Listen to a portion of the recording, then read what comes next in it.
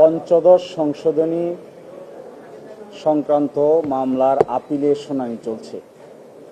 জামায়াত ইসলামীর পক্ষ থেকে আমরা আজকে আমাদের আপিলের শুনানি করেছি।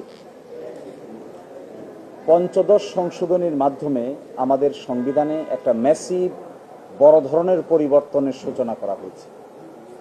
এটিকে শুধুমাত্র একটা সংশোধনী বললে ভুল হবে, এটি মূলত সংবিধানকে পুনর্লিখনী করা হয়েছে। এবং আমরা বলেছি এই সংশোধনীর দুই ধরনের বিষয় আছে। এক ধরনের বিষয় আছে নীতিকথা, fundamental principle of state policy বলে যাকে, এবং রাষ্ট্রের মৌলিক নীতিসমূহ, রাষ্ট্র পরিচালনার মৌলিক নীতি কি হবে, প্রস্তাবনায় কি থাকবে, অনুচ্ছেদ 8, 9, 10, 11, 12-তে কি থাকবে এবং 25-2-এ কি থাকবে। এগুলো মূলত নীতি নির্ধারণী ব্যাপার।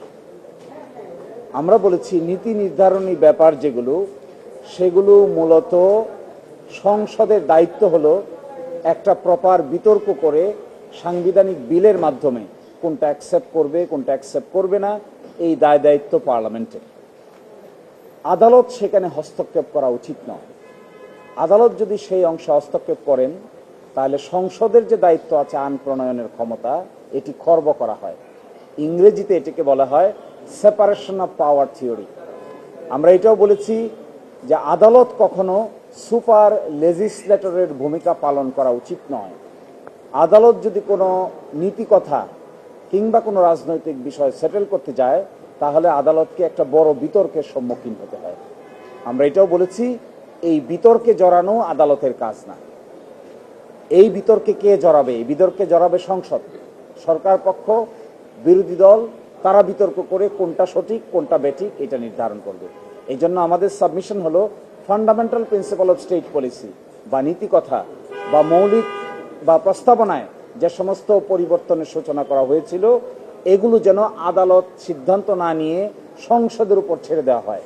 সংসদ সেগুলো বিতর্ক করে সিদ্ধান্ত গ্রহণ করবে জুলাই চার্টারের আলোকে। আর একটা অংশ আছে যেগুলো বেসিক স্ট্রাকচার ডক্ট্রিনের সঙ্গে বা সংবিধানের মূল নীতির সঙ্গে সাংঘর্ষিক। যেমন ধরুন তত্ত্বাবধায়ক সরকার বাদ করে দেওয়া হয়েছে। তত্ত্বাবধায়ক সরকার যদি না থাকে তাহলে ডেমোক্রেসি থাকে না। ডেমোক্রেসি না থাকলে সংবিধান, রাষ্ট্র, প্রতিযোগিতা সবকিছু ব্যাহত হয়। এই জন্য আমরা বলেছি যে সমস্ত বিষয় বেসিক স্ট্রাকচারের সঙ্গে সাংঘর্ষিক সেগুলোর ব্যাপারে উচ্চ আদালত যেন তার রায় প্রদান করেন। কিন্তু যেগুলো ব্যাপারে বেসিক স্ট্রাকচার ডক্ট্রিন নাই, বরং রাষ্ট্রের নীতিগত সিদ্ধান্তের ব্যাপার, সেগুলো যেন পার্লামেন্টের উপর ছেড়ে দেওয়া হয়। এই ক্ষেত্রে আমরা জুলাই চার্টার থেকে দেখিয়েছি সিরিয়াল নাম্বার 14 একটা রাজনৈতিক দল আছে, সিরিয়াল নাম্বার 21 বর্তমান সরকারি রাজনৈতিক দল, সিরিয়াল নম্বর 22 এবং 14 তারা বর্তমান বিরোধী দল।